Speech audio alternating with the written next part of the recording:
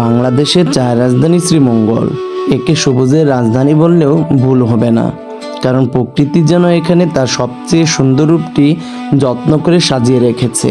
শ্রীমঙ্গলের এমন কিছু সৌন্দর্য আছে যা বর্ণনা করতে রীতিমতো ডিকশনারি খোঁজার প্রয়োজন পড়ে। পাহাড়ের ঢালে ঢালে অসীম সবুজ চা বাগান, নির্মল বাতাস আর পাখির কোলাহলে প্রতিটি সকাল যেন নতুন এক গল্পের সূচনা করে।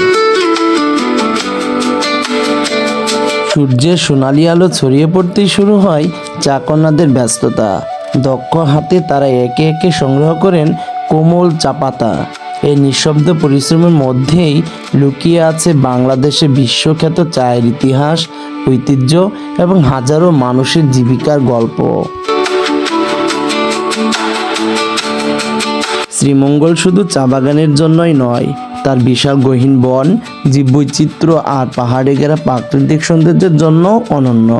পাহাড় আর বনের বুক চিরে চলে গেছে আঁকাবাঁকা রাস্তা।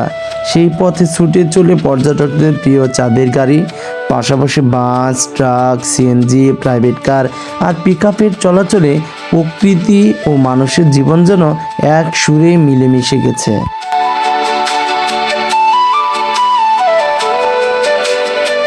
যেদিকে চোখ যায় শুধু সবুজের বিস্তার। পাহাড়ের গায়ে ধাপে ধাপে সাজানো চা বাগান যেন প্রকৃতির আঁকা এক জীবন্ত ক্যানভাস। প্রতিটি দৃশ্য মনে করিয়ে দেয় সৌন্দর্য খুঁজতে সবসময় দূরে যেতে হয় না। বাংলাদেশের বুকেই লুকিয়ে আছে এমন অসংখ্য বিস্ময়।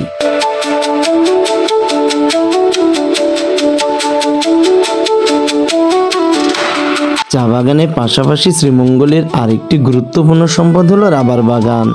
গাছের গায়ে কাটা দাগ বেয়ে ধীরে ধীরে ঝরে পড়ছে রাবারের সাদা কষ, আর তাতেই সৃষ্টি হচ্ছে অর্থনীতির আরেকটি গুরুত্বপূর্ণ অধ্যায়।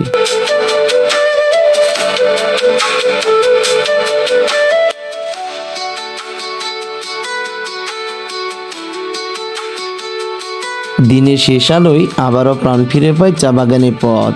আঁকাবাঁকা রাস্তা ধরে চলতে থাকে চাঁদের গাড়ি,